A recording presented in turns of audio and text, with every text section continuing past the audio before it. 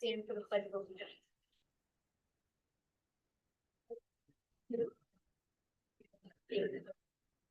And to the republic which stands one nation under God, indivisible, liberty and justice for all. Welcome, everyone. The mission of Region 15, a collaborative community committed to excellence, is to educate every student to be productive, ethical, and engaged in a global society through proven and innovative learning experiences, supported by its strong community whose decision-making is based in the best interest of all students.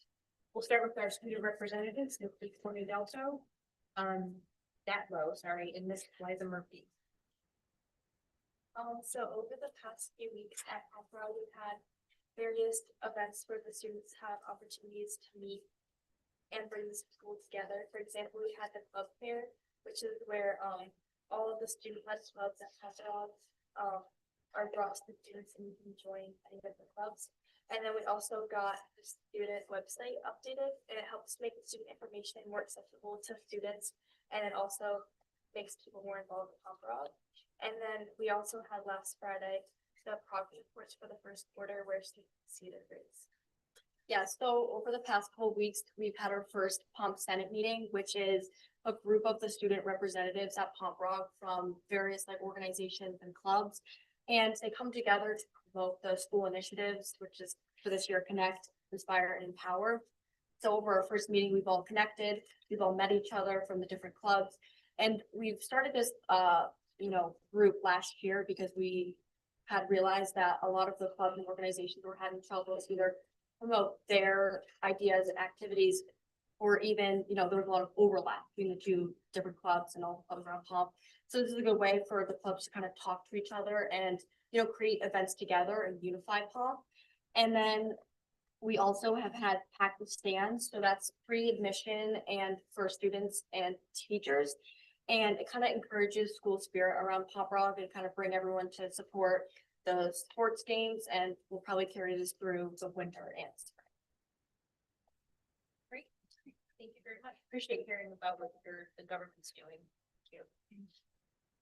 Any questions for our student reps on their reports? No? All right. Thank you very much. Thank you. Next on the agenda, we have an update on the PES building project. So at our last meeting in June, we had that's when the last time the PES feasibility study committee met, and they came up with a recommendation to the Board of Ed about what to do about Greenfield and Pomp Rock Elementary School. And just to provide a very brief summary of that, Dr. Romano provided an excellent summary when she did a presentation to the Board of Ed in June, and I'm totally have it here and looking at it. Back when we did the repair bond, it excluded Greenfield and Pomp Rock Elementary because they both needed significant money to be spent to do whatever repairs that needed to be done. For instance, the PES roof alone was 7 figures. And we thought that was beyond the scope of the repair bond. So we specifically put Greenfield and Pomp Rock Elementary aside, and the board created a feasibility study committee to provide a recommendation to the board on what to do about Greenfield and Pomp Rock Elementary schools. The board created different stakeholders to be on that committee. That was comprised of town officials, Board of Ed members, both schools and parents. And each stakeholder got to choose who they wanted to be on the committee. It was a wonderful process. There were over 11 committee meetings in the last year. There were 3 community conversations that were open to all the Region 15 community. There were 2 meetings with stakeholders and local government officials. There were interactive meetings with teachers from both schools, and there were tours of all 4 elementary schools in their region. We have with us tonight Tecton Architects, who helped the feasibility study committee process what to do about those schools. Ultimately, after many meetings, the feasibility study committee recommended to the Board of Education to to build one new school on a new property. If possible, it's gonna be like 2 schools, 1 campus. That was the first recommendation of the feasibility study committee. If that didn't work out, then the feasibility study committee recommended a new 2 new schools on each of the properties. And if that didn't work out, then there was another option of a new PES on a new site and a new PES on an existing site. We have with us tonight Tecton Architects, who are gonna go over basically what the feasibility study committee wrestled with in a shorter version and a nutshell and with their recommendations. And also tonight we have joining us several feasibility study committee members. Very much appreciate them being here. I thought that they could provide the board with some of their reasoning as to why they voted as they did. And with us tonight, I think we have Vince Cipriano from the Middlebury Board of Finance, Ed St. John from the Middlebury First Selectman. We have Don Michaels, which is the chair of the Board of Finance in Southbury, Stephanie Furman, the PES principal, John Romeo, the Gamefield principal, and we also have our own Board of Ed members, Heather Rogers, Sally Romano, and Heather Dwyer, who also served on the feasibility study committee. So hopefully we'll get to hear from everyone on why they voted how they did. So at this point, I'm going to turn it over to Tecton Architects to Thank you. lead the way. Well, good evening, everybody. My name is Jeff Wazinski. I'm a principal at Tecton Architects. I'm Antonia Ciavarella. I'm an architectural designer at Tecton Architects. I'm tomorrow. I'm with Field Construction Managers. So tonight, we've prepared a presentation where this is the agenda. We're going to go over foundations is basically the introduction, the process that we went through, the schedule, and some of the data that we looked at. Item 2 is the community engagement. Antonio will go over that process and some of the activities that we had. Item 3 is the case studies and the concepts that we explored during many of the community conversations, but also during process with the feasibility committee.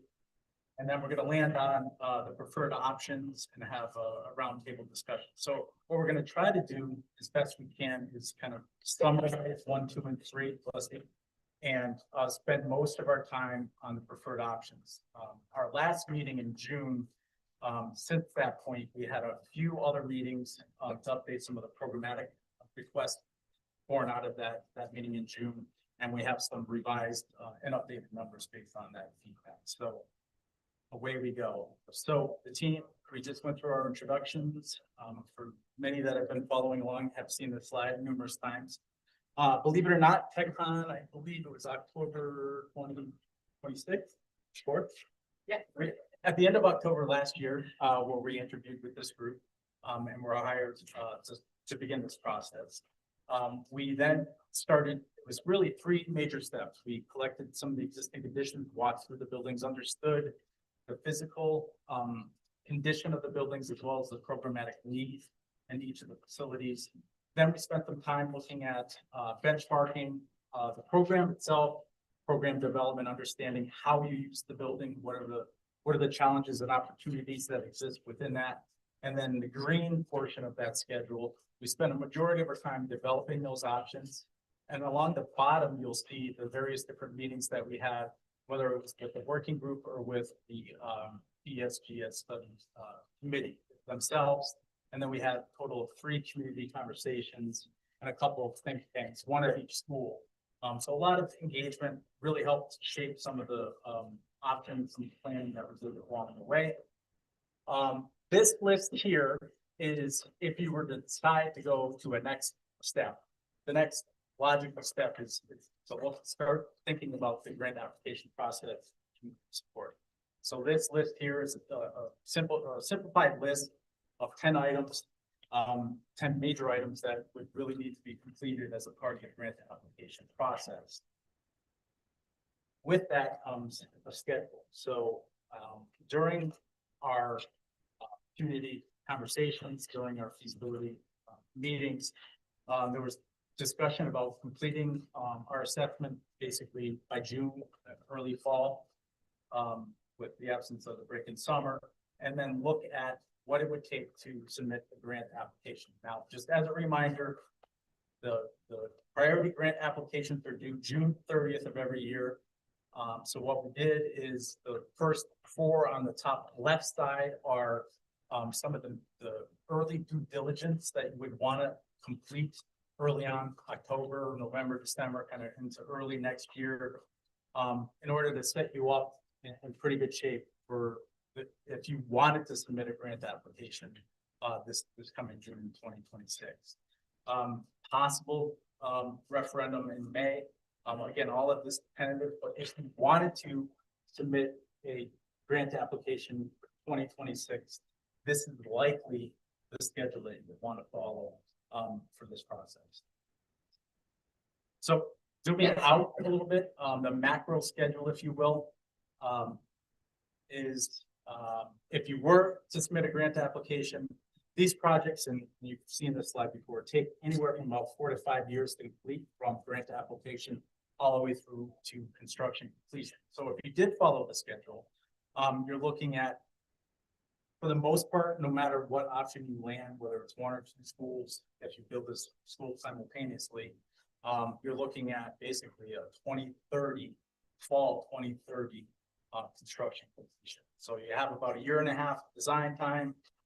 You have about 3 to 4 months of bid negotiation, kind of settling that out, and then anywhere from 18 to 24 months of construction. So that's a basic schedule that you would want to follow overall for each of the projects. So again, the existing conditions, you've seen this slide before if you've been following along, just the existing enrollment, grade level configuration, and the year it was originally constructed, and the location on the right side of the slide where the 2 schools exist. So again, as I mentioned, we walked through each of the buildings, assessed the condition, analyzed how the building was added to, modified over a period of years, and what those additions, modifications entailed, how you're currently using the building, some of the programmatic and existing condition challenges that exist, whether it's site, architectural exterior, things like roofs, doors, windows, architectural interior, things like ceilings, floors, finishes, but also code, acceptability code, like safety code, soup to nuts as far as when it comes to physical assessment. And then of course, mechanical systems as well, fire protection, plumbing, mechanical, electrical. So there's a whole lot of data that was collected in those first few months of our process and summarized overall here. And lastly, programmatic needs. Again, this slide is really just summarizing a laundry list of items that we heard relative to the programmatic needs of each of the schools. We went through the same process for GES, analyzed the site, looked at the vintage of the buildings, current use diagrams, again, looking at the various different aspects of the building, site architectural, exterior, interior, and then the building systems themselves. And then lastly, the programmatic need. So I think it was right around our community conversation number 1, where we heard several comments, consistent comments about, what about, the entire district? Like what happens, can this project improve the educational atmosphere across the district? So what we did was we went back and took a step back and we walked through LMES and MES to understand how they're currently being utilized, some of their needs.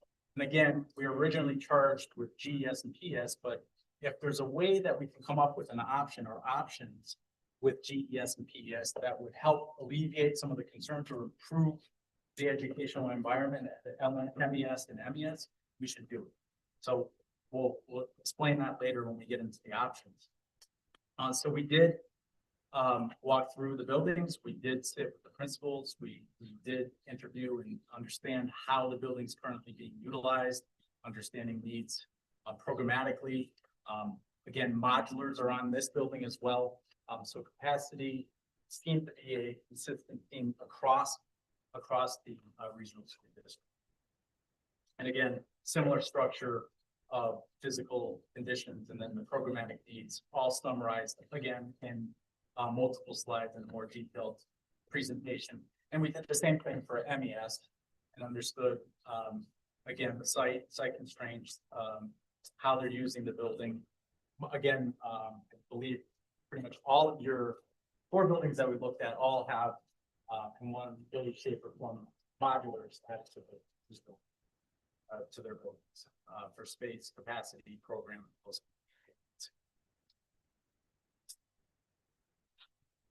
So this slide has appeared in, I think, almost all of our presentations as well, and it's created some good conversations relative to age, condition, grade level configuration, current enrollment.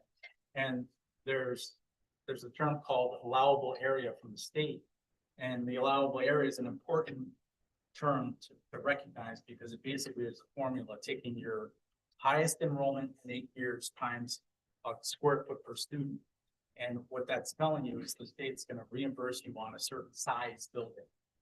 If we were to rebuild your buildings, Gainfield and Pomperaug, as is with the current enrollment, they would be a bit smaller than they are today, believe it or not. So that creates a bit of a conundrum and a bit of a challenge as you move forward with the options. And understanding that as you add to buildings over time, they become less efficient as well. So this will show up in the revised options because we had some more detailed conversation about what is truly needed in buildings planning. And we heard a lot about that at both the committee, but also the community. Let's make sure we do this correctly. Let's spend the time. Let's speak with the teachers. Let's speak with the staff to understand the size of the building that's needed.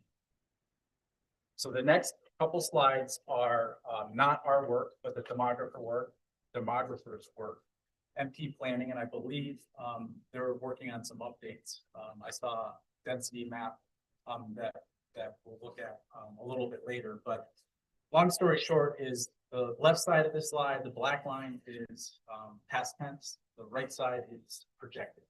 And for our planning purposes, we use the green line, which is the kind of the mid-level projection, the medium projection. So they'll create, Mike will create a low, medium, and high. We often kind of settle on the medium just because it tends to be the most accurate that we've seen over time. So what does that mean to GES and PES? Well, what it means is you're seeing a steady, a slow but steady increase in elementary enrollment, believe it or not. And from 2024 to 2032 or 33, and the green line is Pomperaug, the student population is going to projected or predicted to go from 395 to 452. And similarly for GES, it's going to go from 319 to 375. Now these numbers may be off slightly just because of today's numbers. Actually, they're due in another few weeks here in October. So that's probably when we'll get a refresh of all of the enrollment. But what you can see without a doubt is that there's still a slow and steady increase across the board. Our charge is, and the state wants you to look at least an 8-year window at the time of your grant application. So if it's 2026, that's 2034. So whatever numbers are the highest, it's what they really want you to do. The reason for that is because they don't want to see you again for more than 1 year, basically. So the reason why, born out of the first community conversation, the reason why we circled the two that popped up there is, can we consider the possibility of pulling 80 to 100 students out of LMES to give them some more capacity to function the way that they would like to, and pull that into both PES and GES? And can we look at pre-K overall? And the reason why we want to look at pre-K overall in both of these buildings possibly is because the state did in fact pass the legislation last year. I think it was Bill 7288, where early learning centers, or basically early childhood development, pre-K, if a school contains a pre-K program, they're entitled to a 15% additional reimbursement from your base reimbursement. So that's big. And what it means is the way that they wrote it, it's applied to the entire building, not just the area for the pre-K. So, and we saw this in actually good working order, Cheshire. Cheshire built the Barnum School, got an additional 15% retroactively and saved the community about $14 million. So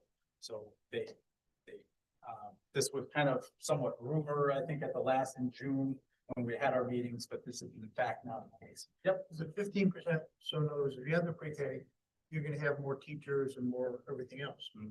Does the 15%, how does that merge? Because you get 15% more, but you're also adding more teachers. Yeah, from an so the 50% purely from the capital construction side. I don't want to speak for the operational side, but I know there's other funding mechanisms based on socioeconomic considerations for funding for operational costs. I don't know. But they won't give you more per square foot, they'll just give you 15% of that. That's correct. That's correct. Yes, yes. Yeah, and we'll get into that. But if you do, let me just finish that thought. If you add the pre-K to your building, you're getting, if you add 8, you're getting 80 times the allowable area. So your building is getting bigger and they're giving some. Yep, good question. So lastly, the bullet that just popped up, or the bubble there, was existing pre-K at LMES anywhere from 64 to 90. Maybe consider adding pre-K anywhere around 80 pre-K to if it's one building to the building, if it's 2 buildings to both. I'm going to turn it over for. Thank you. So as Jeff mentioned early on in the schedule, we had a number of community engagement sessions with the community at large, and as well with the teachers. So we'll just show you a little bit of what that process was. And we definitely want to say thank you to folks that joined us in person, folks that maybe were listening in, or even if you just shared and posted, had a conversation with your neighbor about it, we really appreciate that. So community conversation number 1 was at GES. It was in March.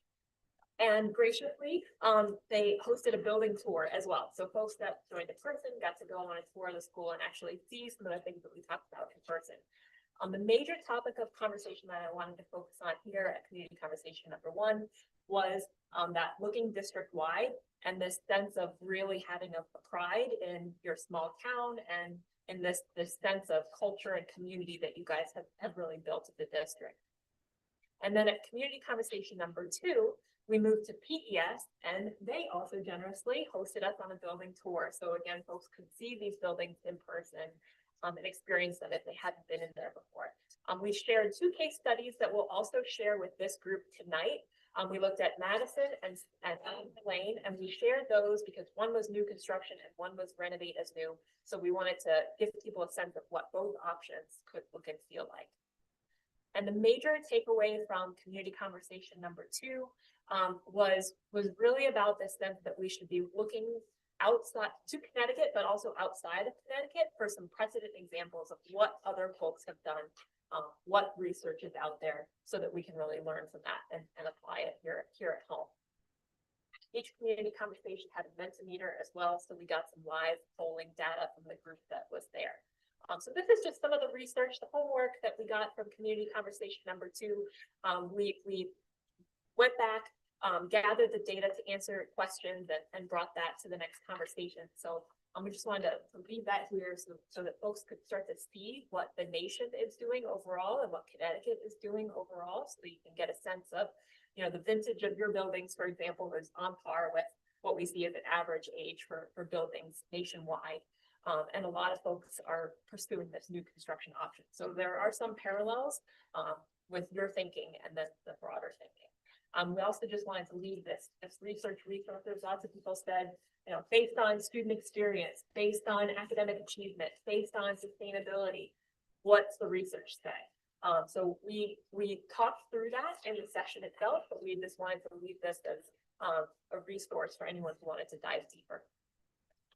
And community conversation number 3, we were at LMES, and great way to wrap up. So we shared all these things that we learned from community conversation 1 and 2. And this is the conversation where it started to get real, where folks started thinking about what's going to be the student experience during construction and how can we really future-proof these buildings based on growing capacity and these conversations around demographics, around sites in town, and prospective housing projects. So we really started to delve into some real talk of how these get built.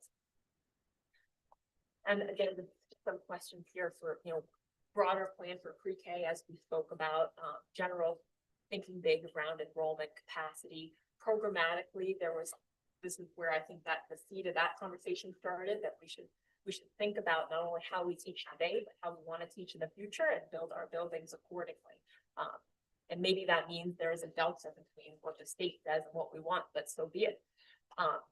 Teachers, we had 2 beautiful think tank sessions. Thank you to the teachers who took time out of their day, hours out of their day to sit with us and share their insight. So we appreciate that. We had a think tank with K2 staff. And the think tank is this opportunity really to think big with your educators. This is to hear directly from them what their visionary goals are in terms of education, in terms of programming, and in terms of collaboration for them as a teacher team. So K2 had this experience, grades 3 to 5 had this experience, and we brought together for each of these sessions, GES and PES staff, from general education to your specialists, to your resource teachers, to interventionists, and everyone in between. And they played 3 activities with us and generously and creatively shared their feedback related to student experience. On the far left, we played a game called Constellations, where we asked them to describe the student experience for that grade level and to think holistically. So you might have an art teacher contributing to this. You might have, the 4th grade teacher proper. You might have a 1st grade teacher contributing to this and saying, when I'm preparing my 1st grader, I'm hoping that they're going to grow with these skills. So everyone contributed to the constellation. And then we asked, this is beautiful. We have these great goals for what that experience is. How can we implement it? So then we played How Might We, where we put our major goals for 4th grade, brainstormed how we can do that. We upvoted those goals and then took them into Goldilocks, which is where you started to craft this 1-page charter, essentially, of what that grade level experience should be like. It's your guiding principle for that grade level. We also had town and community think tank sessions afterwards. So we would meet with the educators for a couple of hours, and then we would open the floor to invited guests from the town and community, and they provided their feedback as well. Here we heard a lot about district-wide, we're stronger. So this idea grew of looking beyond GES and PES to the broader picture of the district. And the second think tank had its own town and community component. And number 9 is probably the major takeaway from this session. This was the thought that we've started some options planning, and the thought that maybe there's an opportunity for one site to have a school with a new construction or renovation component, and maybe the other school has a different site somewhere else in town. So that was bringing a new option to the table. So we really appreciate that ingenuity that came out of that think tank. And we've been tracking the progress all along the way on the project website. So you can scan the QR code to visit the project website, see the materials that are posted there. There's a project email. So if there are questions after this point, it's been active throughout the process. So we welcome you to access those resources, stay connected with us, and we'll continue to populate that website as we move forward. Yeah. All right, I promised we'd be brief, so I'm gonna kind of fly through this one. The case studies were also shared, and we had a lot of conversations relative to if the community does look at one school, look at a school within the school, how can that play out? What could the building look like? What would the programmatic needs need to be in order to make sure that that building operates successfully? We spent some time thinking about and talking about the typical classroom arrangements and the support spaces immediately adjacent to it. So these are just some typical diagrams with relative to a small learning community, kind of the pod scheme. Imagine this as a kind of grade level community, if you will. So looking at that, looking at the building arrangements, having a conversation relative to the program, citing some of the buildings, these go a few meetings back where we're looking at, this is a larger building, about 120,000 square foot building, ground up new on a new site. Again, we were showing these for scale, magnitude, and number of students. So this is about 800 students, pre-K to 6, on about 40 acre foot. Plans recording, so you can see how we started to divide up these buildings into small learning communities. This one is interesting in particular. This is Norton, because it's a new building built behind or to the side of the existing school. So you'll see that in, again, about a 96,000 square foot building, 660 students. But if you see, I'll park it on this slide, the white kind of outline on the left side of your screen, that's the existing school. So they're building this building behind the existing school while the existing school is in operation. And then they're gonna tear down the existing building and put parking fields in front of it. So you can kind of see the size and scale of that compared to existing. Madison was an example where this has septic systems. So we went through a whole analysis during one of the meetings, maybe too in depth, but about what site area you need related to systems like this. But this is an important consideration when you're looking at various sites. Because this site in particular was about 18 years, but that goes quick when you need an on-site septic system. So we talked about how you arrange the building. We talked about phase occupied renovations, and the duration of a building like this versus the ground up new is almost twice as long for construction. And then we did at one of our meetings go through a series of different options for your two sites, looking at either renovate as new, additions, renovations, new construction of various different sizes at both PPS and GPS. So we explored a wide variety of the options. We had a video summarizing that, 10-minute video and 30-minute video giving you a bit more detail. And then we landed on some preferred options. So this slide was basically our original charge. So that's why the numbering sequence was set up the way we did. We were charged to look at renovate as new, addition to renovation, and new construction. So on the left side, renovate is new, right side new. We went through that process, but we also need to answer the folks in the community that ask, why can't we just fix what we have? And you can, that is an option. And what you see on this slide is the various costs per square foot for each of those different components. So when you start to add up those components over time, these projects would likely be non-priority projects, which would mean you can apply for grant applications anytime you want. You're going to get a far less rate than the 60% that you get now. So you're not going to get the same reimbursement on these types of projects that you're maintaining. So on the left side, just looking at just the physical conditions and improving them and bringing them up to today's contemporary standards, about 37 to 40 million. PDS is about 45. Now that's not addressing any programmatic needs whatsoever. That's just fixing what we have. And certainly this question will be asked. This is part of the answer. There's much more detail behind this. But that's some of the reasons why when communities are in this position with buildings of this vintage and this condition, you look at major renovations, whether the renovate is new construction. So here's all my caveats that we went over at several different meetings.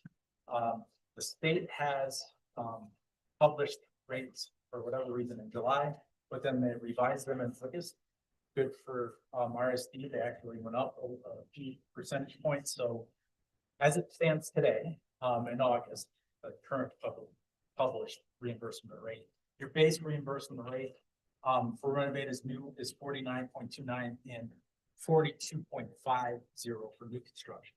So if we remember way back when, it always used to be a 10% difference.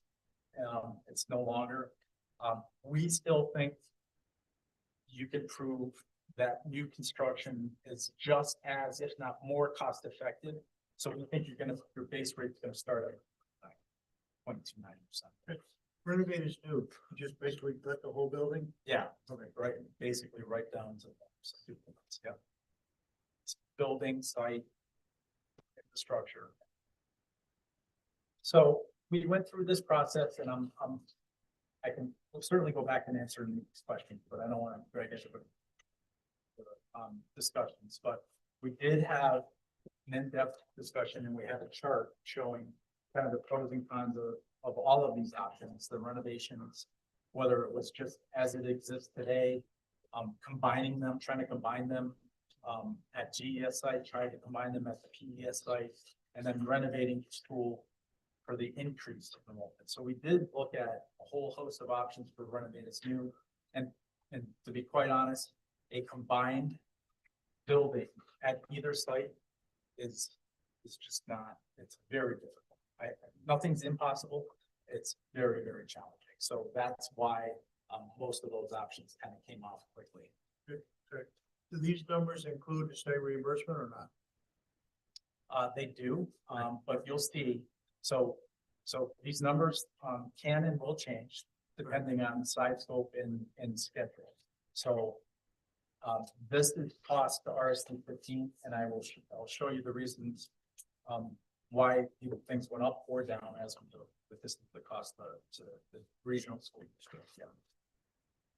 And I should say there's, and I won't bore you with the spreadsheets, but it's a pretty complicated spreadsheet of costing where we're doing site specific costing, building costing, sustainable systems. So we are arriving at these numbers and sparing you the details, but this is basically the summary. So the way that these bubbles set up, and I'll take you through option number. This is the renovate as new tag. The student count is 452. The area of the building is 66,000. And then the actual cost, total project cost, turnkey, construction and soft costs. So everything it takes to get the building complete is 84 million in this particular option at that particular time. That's the cost to RSD 15 is 44. So that's how all of these slides are set up. So left side is total project cost, right side is the cost to RSD. So when you start looking at them, you combine the two costs, you're at 83 million for renovate as new. We looked at the combined sites again, those kind of came off, so I'm not gonna spend a lot of time on them. And then we looked at increasing that enrollment and renovating, adding and renovating to each of them. And then we went through that same process for a new combined school. At the time, it was about 110,000, and those were the costs, 127 versus 67. Then 127 million. Right. Correct. Yes. Sorry, did I say 1,000? 127 million. Sorry. 1,000, we'll take it right now. Yeah. Today only. 3B and 3C, same. Looking at new build options on either site of the two sites, that simply wasn't possible. So we went through that process, and then when we started honing in, we were looking at leaving the kind of the catchment areas alone, building new buildings, and then looking at increasing the enrollments of the 504, equalizing it to try to give so that all of the elementary schools across the district benefit. So we did spend a little bit of time discussing new versus renovate as new. And this analysis is an important one because every dollar that you put in, you want to make sure stays with the building. What happens when you renovate, the value is a little bit deceiving. So left side is the renovation numbers that I showed you earlier. Right side is new construction. Heard it before, let's do 80 million. It's cheaper, we're saving the 6 million. But when you start looking at things like unforeseen conditions, those are gonna go up for existing complicated building renovations. And that these are all based on kind of historical averages. So that's kind of unforeseen. Your time is almost double because you have to go through, unless you have a building that can put these students in for a year and a half, which I didn't hear. you have to do sections of the building at a time, at a time, so that historically almost doubles the time as new construction. Not always, but it's gonna definitely be more. So you're spending more time there on the general condition. You're spending more time on temporary facilities. And then obviously the state's looking for you to estimate to the midpoint of construction. So you're paying more in escalation.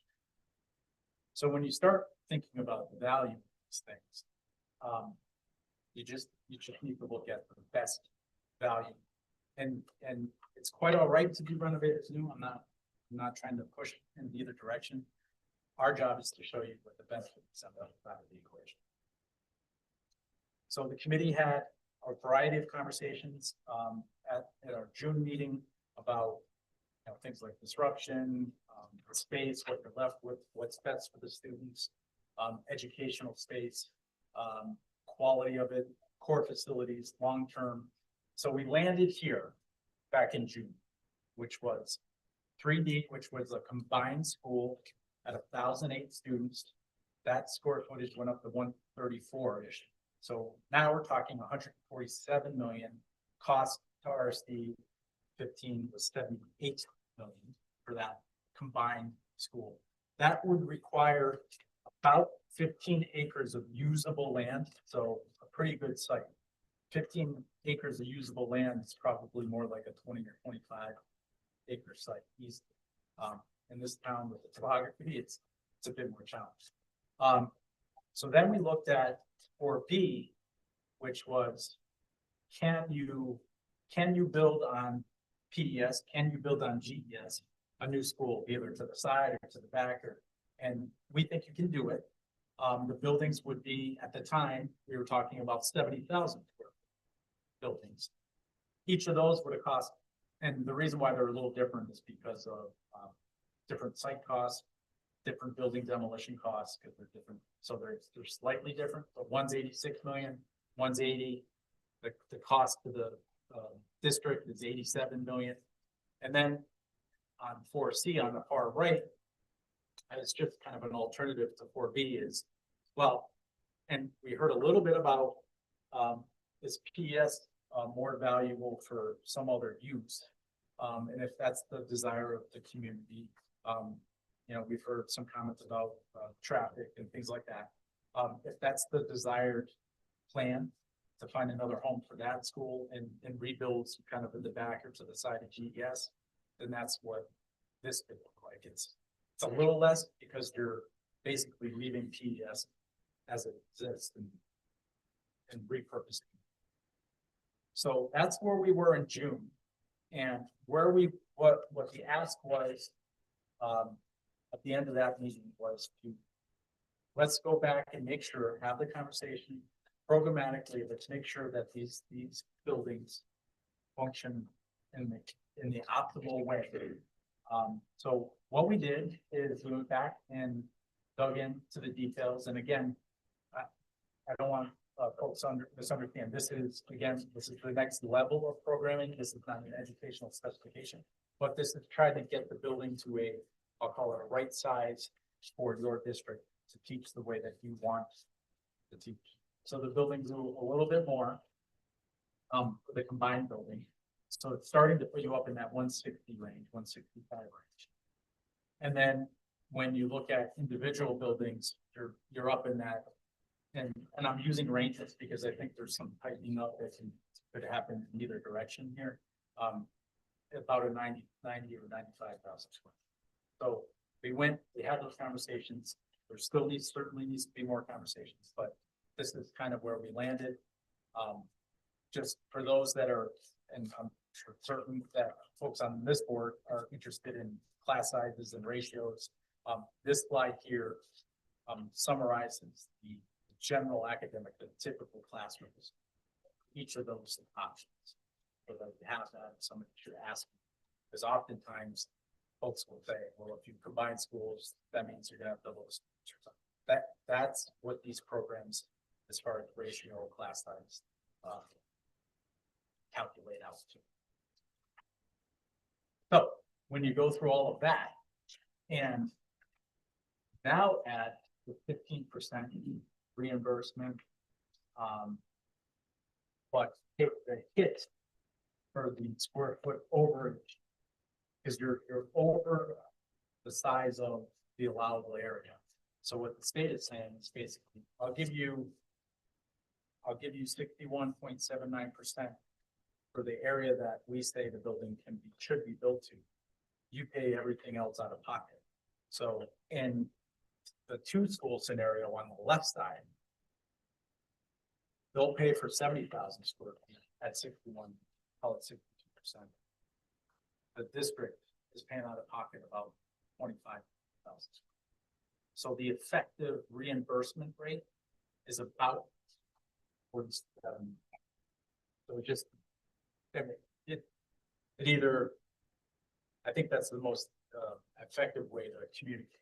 You're going from 62 to basically 47, 48. We'll get a bigger school, this costs us the same. Yeah, exactly. I should have said that. And then on the right side, same math. And what is important is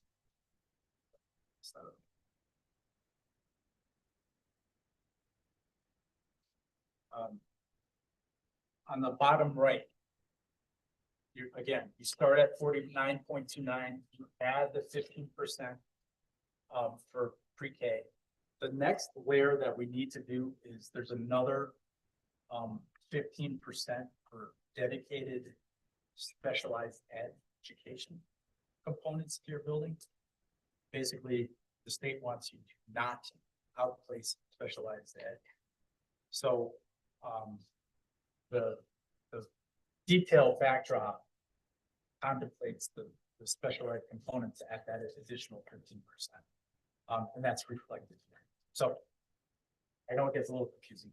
The pre-K, it's on the entire building. The special ed, it's only for the special ed space. So it gets a little complicated, but long and short is that's the calculations. And then if you go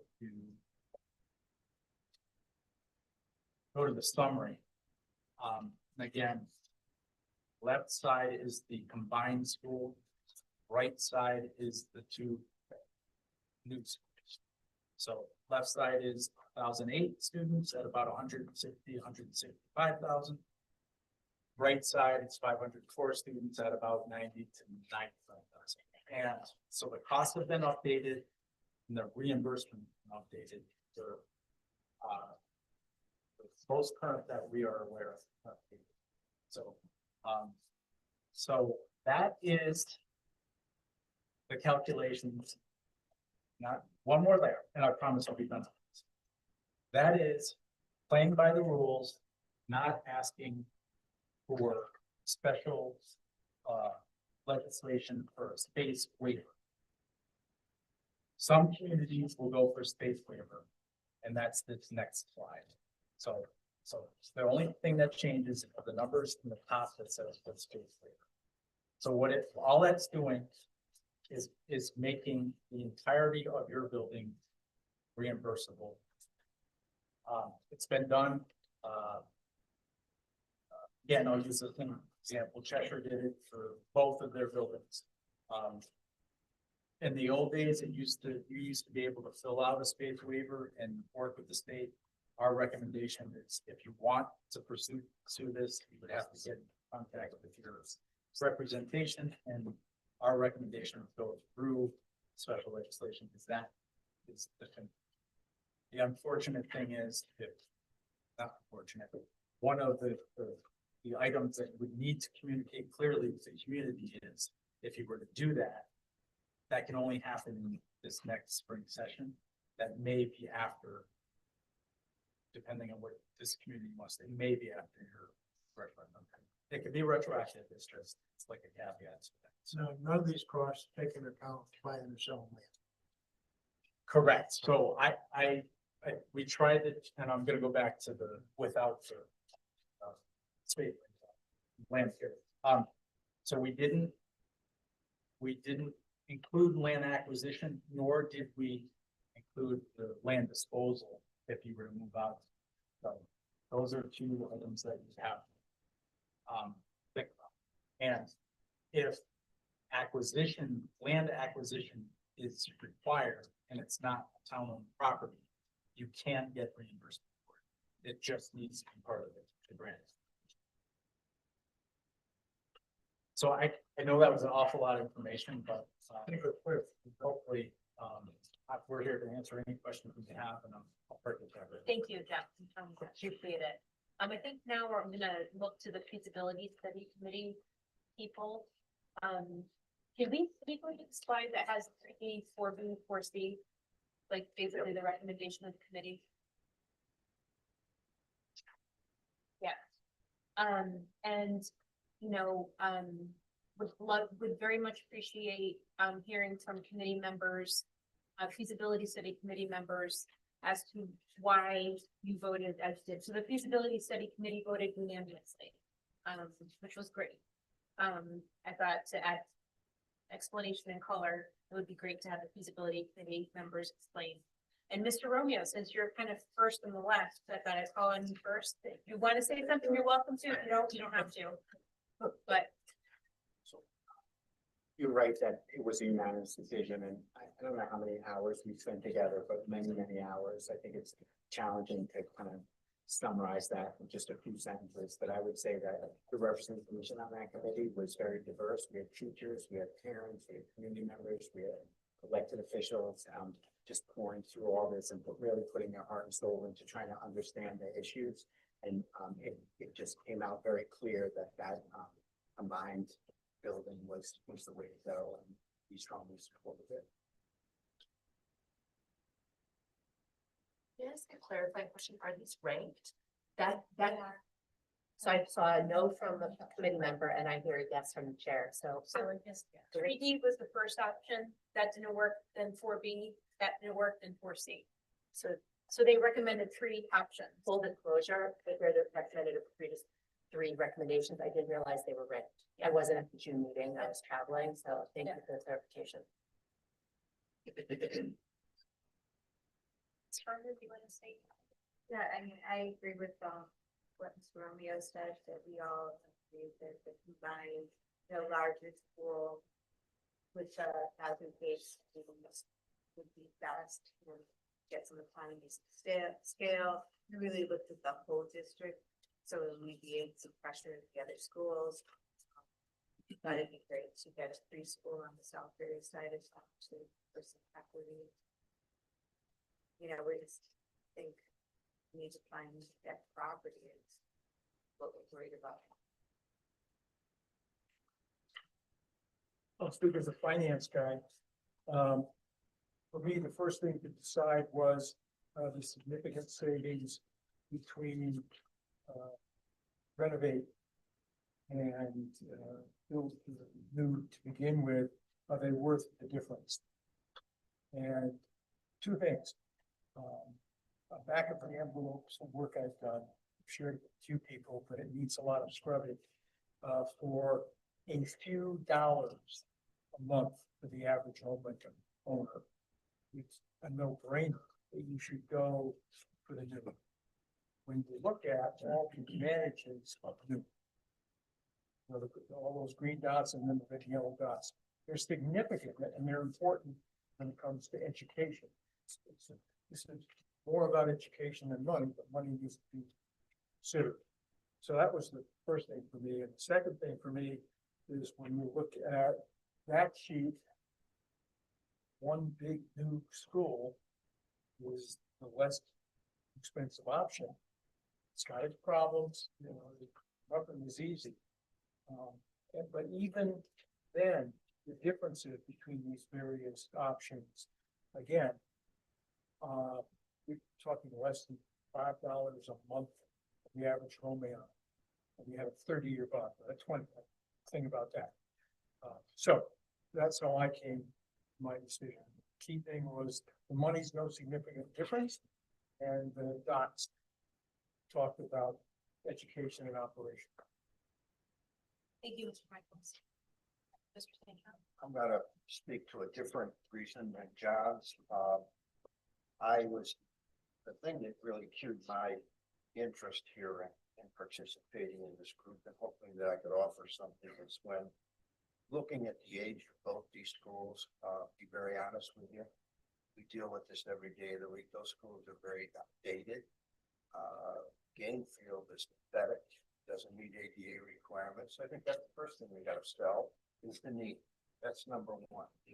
The other issue you have is that you have two sites, both on septic, and this was one of the things that I raised early on. You can't build a 40, 50, 60, 70 million dollar school on a site that may have marginal septic facilities. Fortunately, the region schools in Middlebury are all on sewer, so that alleviates that problem, but you don't have that option, I don't think, on any of these sites. The sites are extremely small, very challenging to both the architects and the engineers on this project to make the site work. So you're really pushed to find a new site for a school, whether you do a combined or do two separate ones will be a decision of the voters, or however the board votes to put it on the referendum vote. It's going to take a lot of homework and a lot of selling, and I don't think that's when people. First of all, if you can sell the need, that's half the battle. Finding a home for these schools is going to be a bigger challenge because all of the land that you think both of our towns are just loaded with all kinds of property. Most of the land that's 20 or 30 or 40 or 50 acres that doesn't have 40 acres of wetlands on it they're just not there anymore. And most everything is spoken for. Many of the properties in Middlebury are all either owned by the town or in conservation easements or open space or that. So you're very limited. I don't know that as far as Southbury goes. But then again, if you're going to build another big facility without public utilities, that's challenging in itself and could get even more expensive. So there's a lot of work to be done here to sell this. I think the dollars are going to be, someone will always question the dollars. If it was $1, $2, and be concerned about it. It's going to be an expensive undertaking. The longer you take, the more expensive it's going to become. And if you go down one road and then they don't like that, and then you redesign, that's even additional more expense that you're going to run up. So you need to sell this in one shot and get it over with, or otherwise it's going to be a very, very expensive project. One of the things that finding a home for facilities of this size, my experience has been, it's always not in my neighborhood. We don't want it too much traffic. The fire department makes too much noise. The police are too noisy. DPW's up all hours of the night, turn the lights off, turn the lights on, all that. So schools are no different. So you will get your challenges, but I think the big thing is to sell the need. And I think the rest of the parts of the puzzle with some work on behalf of some work by all of the people here and get out there and sell this, I think it's doable. And I want to say one other thing that just before I close is I really appreciate the way the architects went around and had their work sessions where parents and administrators and all of the school people had their input to it. We had some great discussions where they suggested things. What I experienced in my experience of building a lot of buildings, by the time it goes from the committee to the shovel, so we put a shovel ready, it's usually a totally different project. So we need to remember that if we needed X number of square feet when we started, make sure that when we get ready to put the shovel in the ground, we didn't leave off half the building to satisfy something. So I just want to remind you that that's happened on every building we're done here, by the way. Started out one way, ended up totally different. So anyway, good luck. Well, they took all my answers, so. Yeah. There's really not much for me to say. No, seriously, it was having a diverse group to come up with, their expertise or their past experience, talk about those things, I think helped in this process, which was very, very difficult to come to any type of conclusion.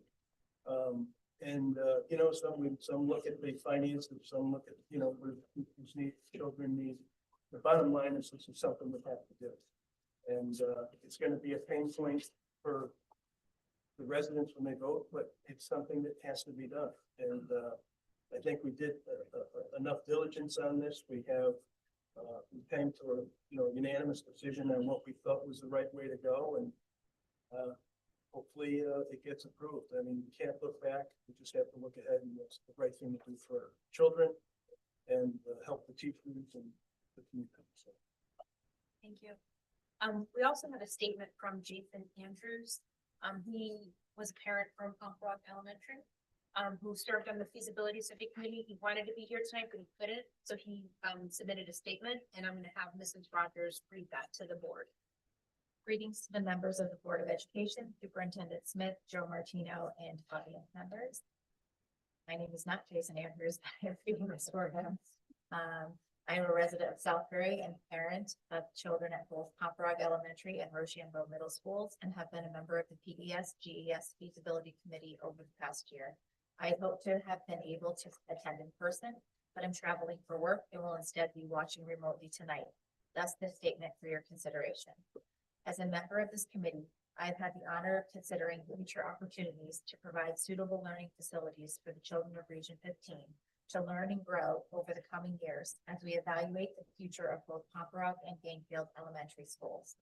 There was a substantial amount of information and were a great number of meaningful factors that the committee considered over the course of these meetings to develop our recommendations to this board, including but not limited to student learning environments, impacts on those with various learning accommodations, space impacts on schools over the course of renovation and or building projects, impacts on learning while utilizing existing school sites during building or renovating, logistical challenges of various existing school sites, significant non-value added costs associated with renovation and building projects, district-wide needs given in the district school population projections, future growth accommodation should additional large properties in town be developed residentially, value to the taxpayer.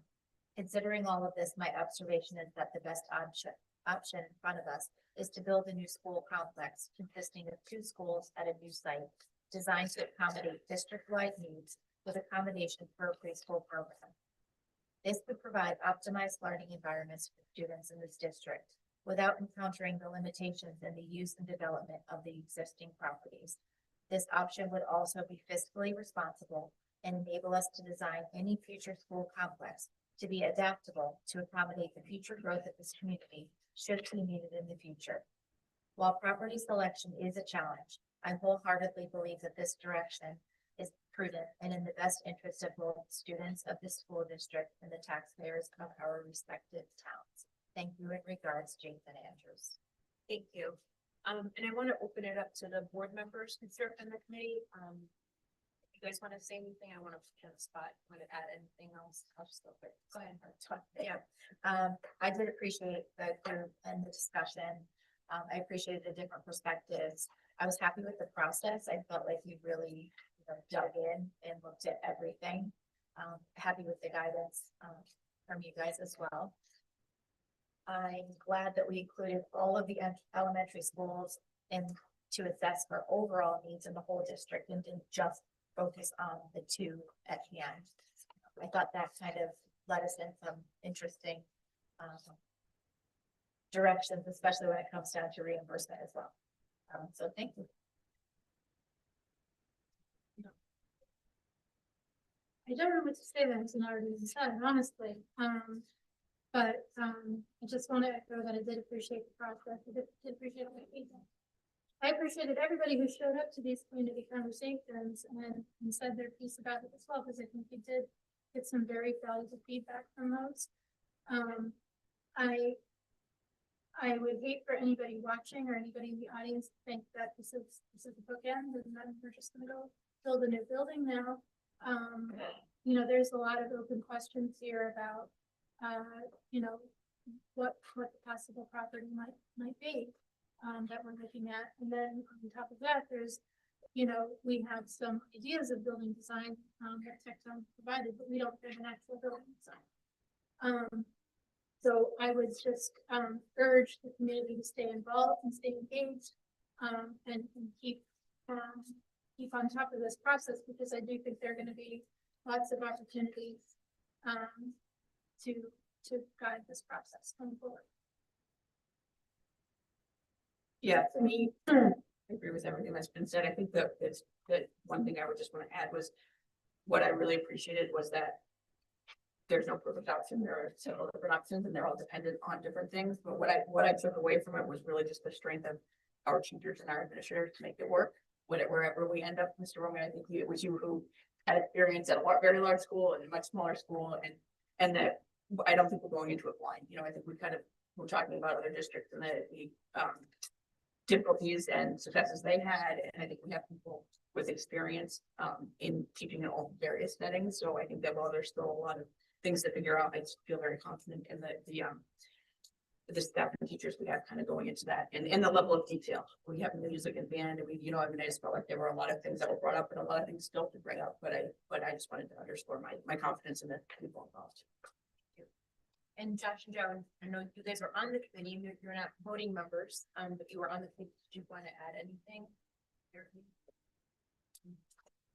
Appreciated the community involvement. I appreciate that the elected officials showed up and that our conversations were all about education moves first and about the long-term investment in the community and not so much kind of backing into what we think is what will pass the referendum. I think there's a lot of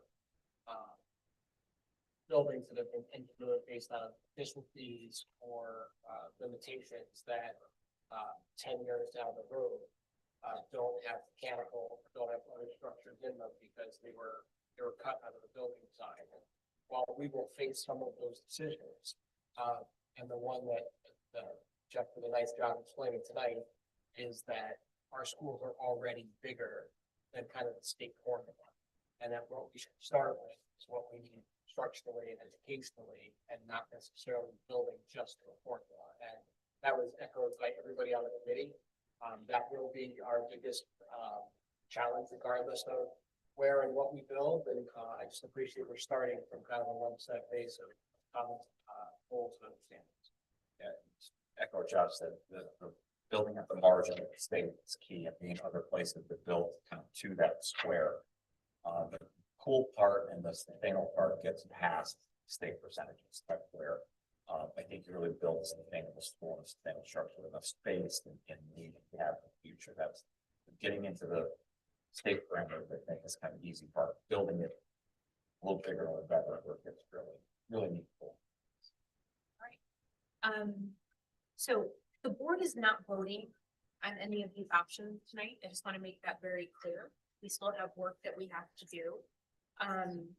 Later on tonight, we are going to be entering into an executive session along with Tecton Architects to delve into actual real estate discussions, and that's going to be an executive session, confidential. But and I'm conscious of time. If any board members have clarification questions on the options, we can go over that now. But I would limit it at that. There's two in there, they really are clarification, there's two of them. So slide with the next steps where you talk about the option space waiver. Is there a scenario where you might think you're getting the space waiver cost, but then you're like kind of into it and you sort of promoted the space waiver value, money cost, and you find out, oh, we didn't get the space waiver. And you kind of have to go back and say, oh, geez, we need another X number of million because we didn't get the space waiver. That's my first question. My second question is, will you get the class sizes and the couple slides prior to that? This slide here, and I probably can tell. Those I assume came from the district doing like an average of what we do now, these class sizes. The class size is based on the highest projected enrollment divided by the number of classrooms that we developed in the program. So that ratio is what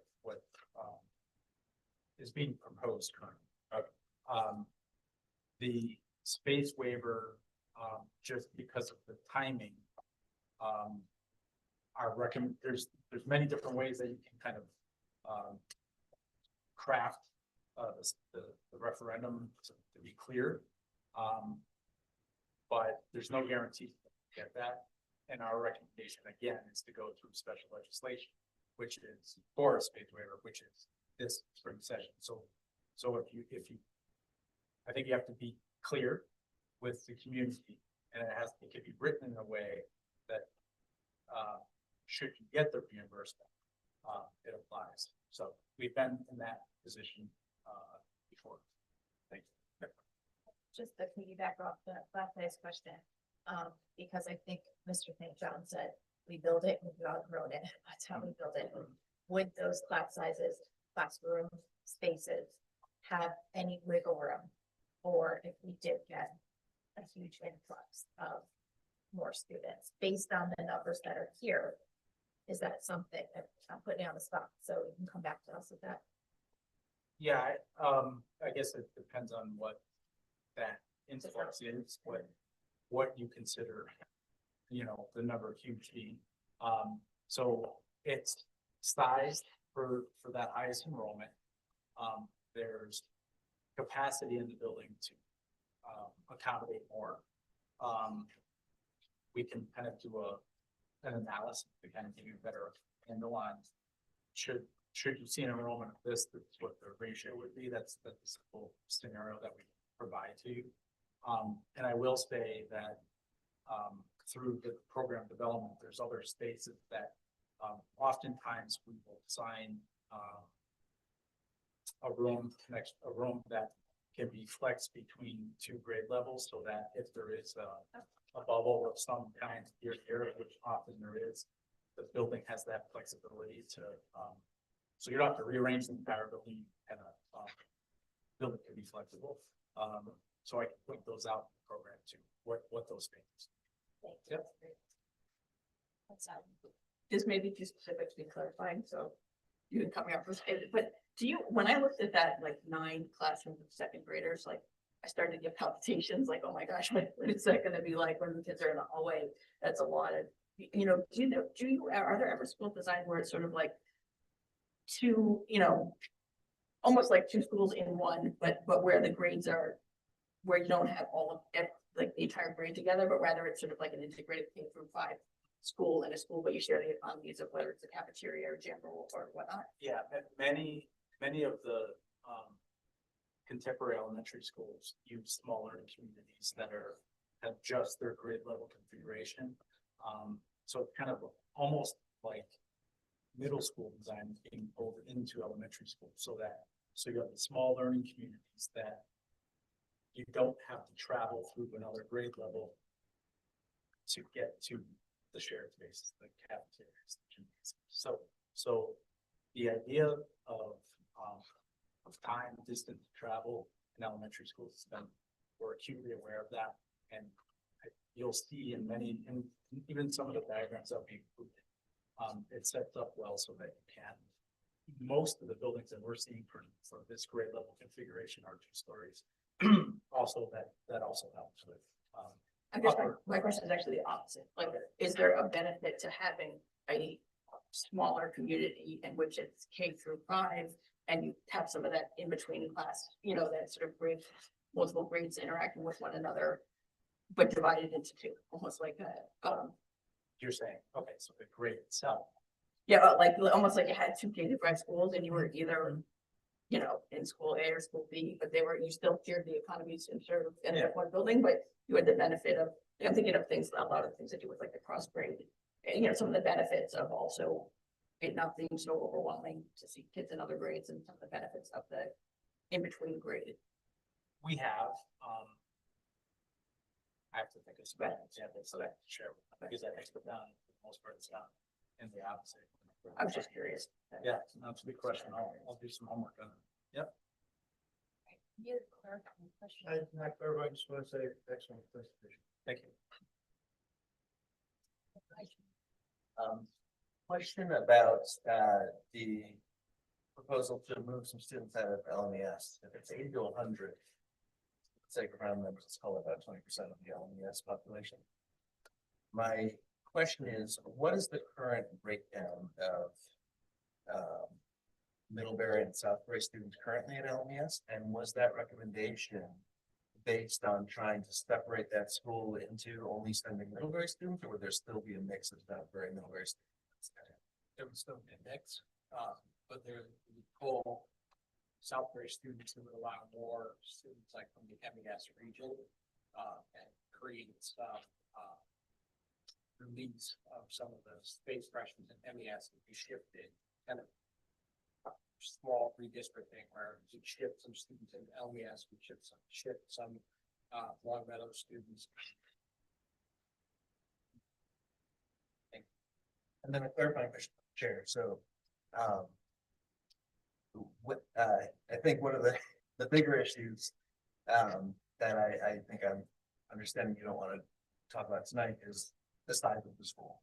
So I think that's a discussion this board's going to have at some point. You know, 1,000 student school would be 2 to 3 times the size of any current elementary school we have. So when would be the appropriate time to ask questions and have that discussion as a board? So what we're gonna be talking about in the executive session tonight is over the summer, the administration, Tecton have looked at possible properties, right? To see if that's even an option for us. We're gonna delve into that. If the board feels that we're at a spot that we can go into that, then we can get more into those discussions. If it turns out that 3D, that combined school on a new property is not gonna be an option, then the board's gonna have to decide, are we gonna go with 4B? So like, it's premature to talk about it right now until we know that we have a property that's gonna work. Any other clarifying questions? Yes, Mr. Michaels? On the space waiver, there's a legislative and an administrative process. Either one, two.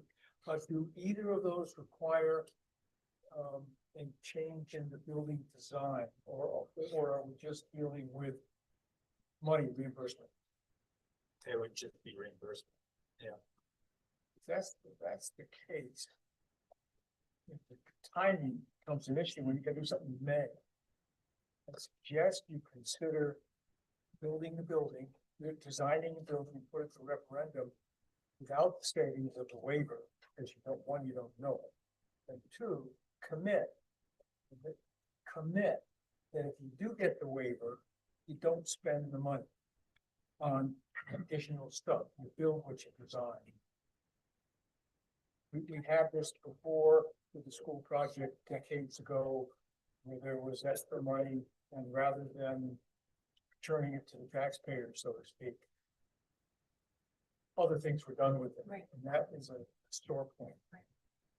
So Thank I you. would offer you that Yeah. suggestion. Thank you. Mr. St. John? I'm done. One question I have here that I missed, none of this includes if you go to another site and what utilities and other things would be included, correct in that number? So the site development costs that we've modeled, assumes that you're going to have to build an on-site septic system. So we've encumbered, it's in there, we've That's encumbered. an existing site.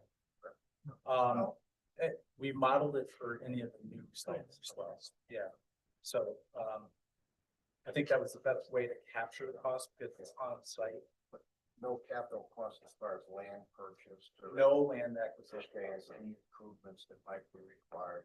I think the site step, none of that is. So anything within the site itself is captured in the cost. If Anything beyond. that is anything not. beyond that, if you want to bring a water line, half a mile down the road, Thanks. it's not. Yep. Also. Thank you. Any other clarifying questions before we move on? Right, and I just want to make another point that the board is very much interested in community input still. This is not voted on or done deal in any shape or form. We always have public comments at our public meetings, and you're always welcome to email the Board of Ed at region 15 BOE at region15.org. We changed it. It used to be just BOE, and now it's All right, thank you very much, everyone. Thank you very much for the feasibility study committee members attending tonight. Very much appreciate your insight. Thank you. Next, we move on to approval of minutes. May I have a motion to approve the June 23rd, 2025 special meeting of the Board of Education? Great. 2025 special meeting Board of Education minutes. Thank you, Steve. Do I have a second? Second. Sharon does a second. Any questions, comments? All those in favor? Next, I have a motion to approve the September 8th, 2025 regular meeting minutes. We've got the Board of Consideration of the regular meeting Board of Education minutes. Thank you, Steve. Do I have a second? Second. Second, Sally. Any questions or comments? All right, all those in favor? Aye. Next, we have information and proposals, policy and curriculum committee, Ms. Heather Dwyer. The policy and curriculum committee met this evening with elementary school principals to discuss updates that have happened over the past year plus, I'll say, of regarding elementary school progress reports. Very interesting presentation. Thank you for the time. They spent with us this evening. We took that little detour before we will be getting right back into our policy work at our next October meeting. Speaking of policy work, you may have noticed that there is a stack of papers for you. Today's the second read of some policies that we had approved at the end of last week. We approved just at the end of last week. Hopefully you've been reading them thoroughly over the last few weeks. Now you have questions, perhaps, about what we've done.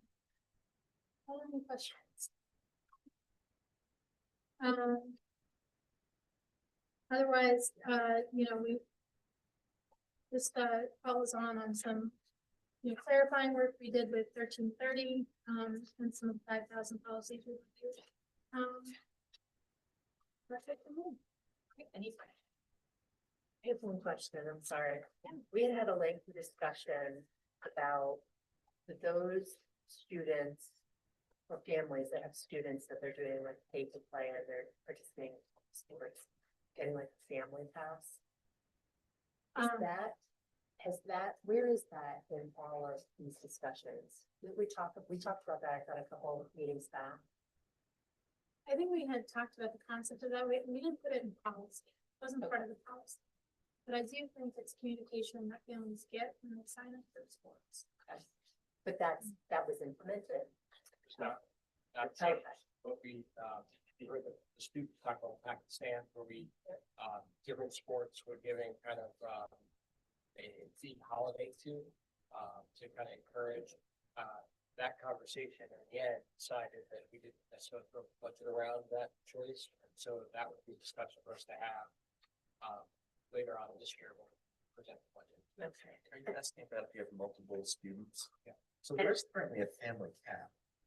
Yeah, that I knew, but, and then the other question I had is, and again, maybe it's not the policy, but I just want to make sure we don't lose sight of it when we start thinking about the cost for things.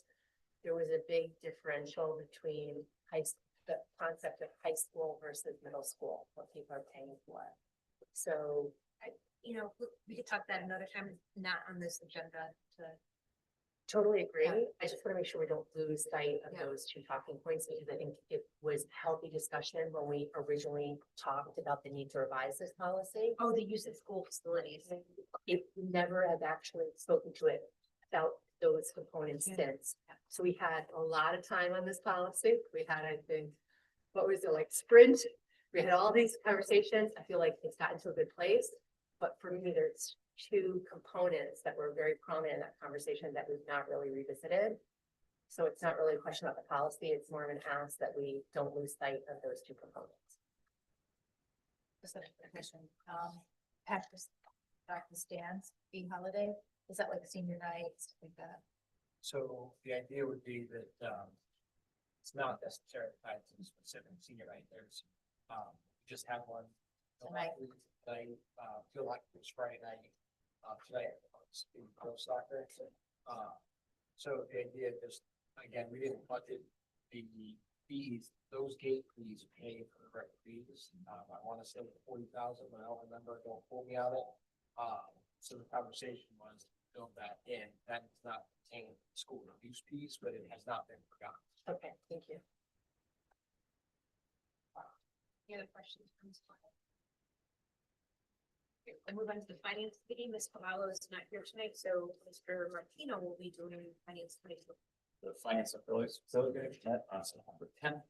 We talked about our year-end balances. Our year-end closeout balance was $404,000. Which the committee discussed the options on whether to move it to the capital reserve fund or the educational expense account. We're seeking clarification on the status of some of those funds as far as where they can be placed by the board. There obviously with the $417,000 that was transferred to ed expense in the June meeting. So the $404,000 is an additional surplus dollars for year end. We did begin the conversation on the Pomeroy High School science lab study and the middle school science lab studies. We also talked about summer projects, and we did review the options on the Long Meadow roof. We did the study by the architect was for 3 roofs. The scoring basically was the first would be Long Meadow, which as we begin hopefully this summer. We got to start getting packages, cost estimates, all that kind of good stuff together for that. And we did look at the draft layout of the parking lot at Long Meadow. Again, the idea of kind of getting at least ideas. Our next meeting is October 6th. Any questions for Joe? All right, next we have superintendent. That's like just basically an update on the Long Meadow parking lot that, sorry, not the Long Meadow parking lot, that was fine, the Long Meadow playground. We met, last week, with the PTO and the administration at Long Meadow. Went over multiple different cost estimates. The playground that we had spec'd originally, was about 63 students at a time. Through some vendor discounts, year-end discounts, the playground that we're gonna purchase will hold 96 students. So about 30% more students will be able to play. The cost for that to the board will be about $84,000 under the $85,000 number that we agreed upon. The total cost of that playground is more. That does not include a $12,000 contribution from the Long Meadow PTO. Part of that contribution will upgrade the slide. The slide that came with it was a bit anemic, so this will upgrade that slide. And that, believe it or not, the install cost of that was about $23,000 by the PTO, raising volunteers to come and build that on site. Still pay about $8,000 to have concrete poles set and have supervision, but that $23,000 in labor costs will be borne by the PTO in kind. So the total cost will be about $97,000, about $84,000, which the school district will contribute. The way the motion was that we would try to use operating costs and then PTO and then capital reserve. At this point, we're in September. We did have some cost efficiency with some of the painting that we did over the summer based on what we budgeted in our operating capital. So we're going to kind of monitor that. And then as the year goes on, we'll know how much we can take out of our operating capital and how much we'd have to ask for to put a capital reserve on. You confused me. You said 84,000 or 83,000. Does that include the 12? No. So in our contribution. So I thought we passed it. The total cost would only be 84, 83 total board contribution. No, total cost. I thought. No, the total, we authorized them to do up to $85,000 from capital reserves. No, The priority given from capital. right, but I thought it was 84,000 first day, I forgot which order, but the total was 84,000 on one of those 3 things. No, we authorized The spec. to withdraw from reserves. So we just have to, I'm trying to look for it right now. Okay, so we did a motion to transfer up to $85,000 out of the capital reserve for the replacement of the LMES playground. With priority funds coming from the operating budget, then the LMES PTO contribution, and funding the balance from capital reserves. I mean, I was on this, I thought the total cost couldn't exceed 84, including what the PTO gave. Yeah. That was my understanding. We actually You made discussed the that. motion. Yeah, we Huh? actually. You made the discussed motion, I made the motion then. I thought the motion was the total cost couldn't be higher than 83, 84, whatever it was. To come from these three sources. It didn't limit the cost of the playground, what it wasn't, Well, that was my motion, so if it didn't. have But a- we don't limit the, I mean. Yeah, the PTO. the PTO wanted to contribute more. So No, the that's, motion I made, my intent was, couldn't spend more than 84,000 to come from these three sources. the Board of Ed has not spent more than 85,000. No. The PTO decided to contribute. That was the more. amount that could be spent, period. No, we can decide what the PTO is gonna Okay. spend. I think where the confusion was is that we had a basic quote, and that's what we were going by. And it's more than the basic quote, because I think we're. Yeah, but again, my I get it. motion, again, if this I isn't get what it. was voted on, okay. But my motion was, the total cost couldn't be spent, couldn't be more than 84,000. It comes from these three sources. The other people shaking their heads as well. And I remember also saying that the PTO could contribute $0. Right.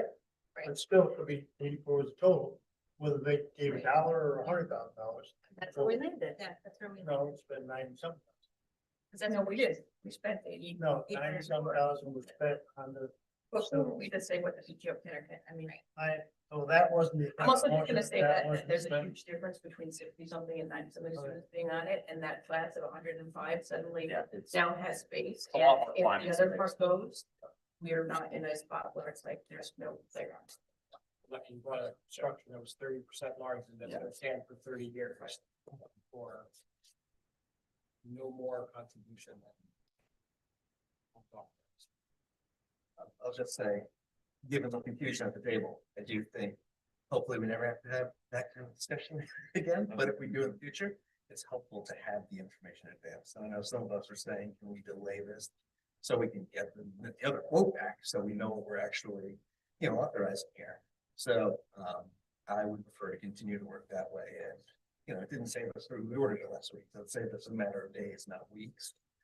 But we didn't have the information, and there's clearly some confusion. So in the future, it'd be great to just make sure we do our due diligence, and have the info where everyone feels comfortable, they know what they're voting on. So I would just like to say that we had the quote with every project, whether it be $100 million school project or an $84,000 or $75,000 playground. We're going to start with base quotes as you get into it. We didn't know, for example, we didn't look at this playground to begin with because the list value of this playground was about $125,000. We knew we weren't going to ask for that much. Once we had a number approved by the board, then we were able to work with the manufacturer who then found other discounts available to it. They couldn't estimate the actual labor costs when we didn't have an actual playground selected. So it's always going to be an iterative process until we get to a final quote.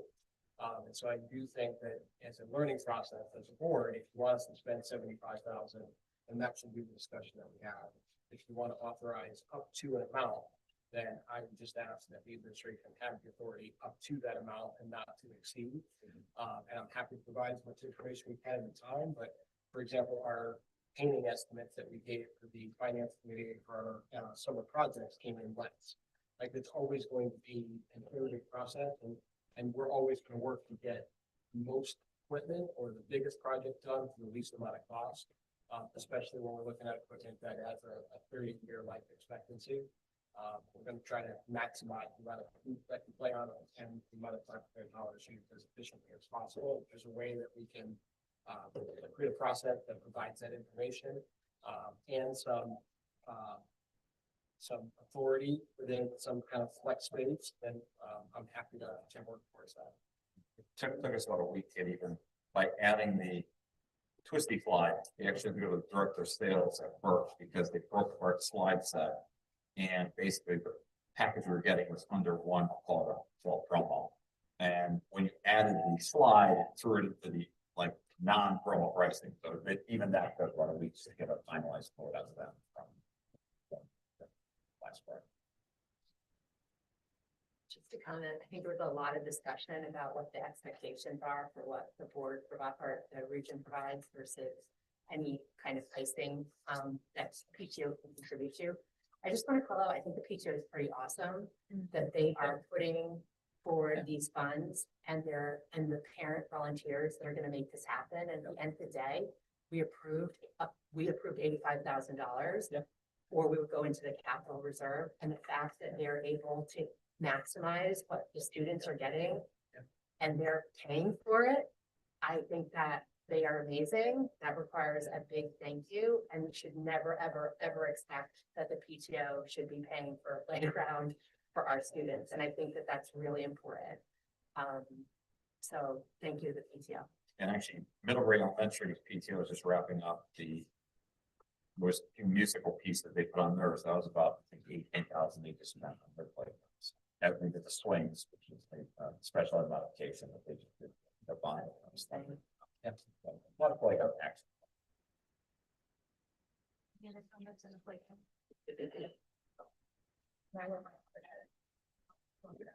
That's great. All right. Right, so, the next item on the agenda are board member comments. Board member comment. Okay, next we have comments from citizens. The Board of Education will recognize citizens from Middlebury and Southbury, and citizens are asked to state their name, their town of residence, and to limit their comments to 3 minutes. In accordance with Region 15 Board of Education bylaw 9325A, speakers are asked to express themselves in a civil manner with due respect to the dignity and privacy of others who may be affected by the board's by their comments. While it's not the board's intent to stifle public comments, speakers should be aware that if their statements violate the rights of others under the law of defamation or invasion of privacy, the speaker may be held legally responsible. So any public comment? No? Okay. Next, we have regular business requiring board action. May I have a motion for approval of the policies listed on the agenda?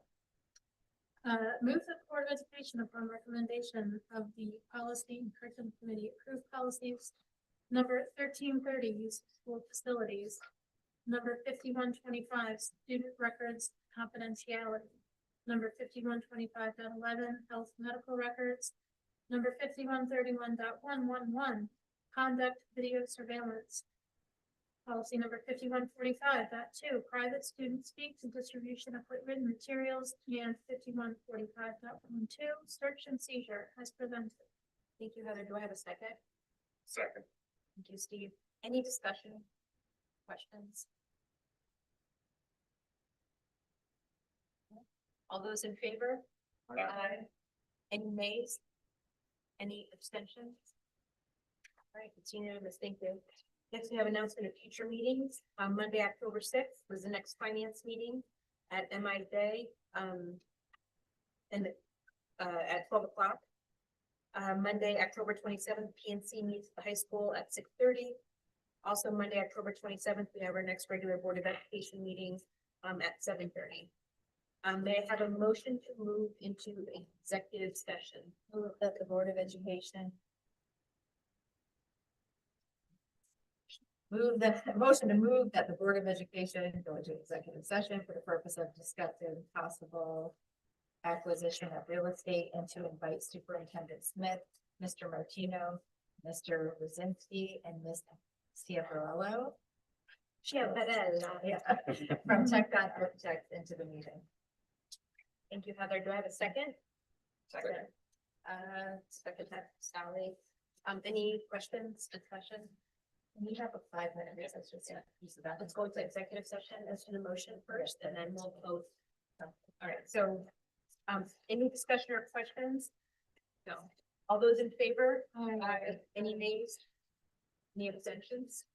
All right, we'll be in executive.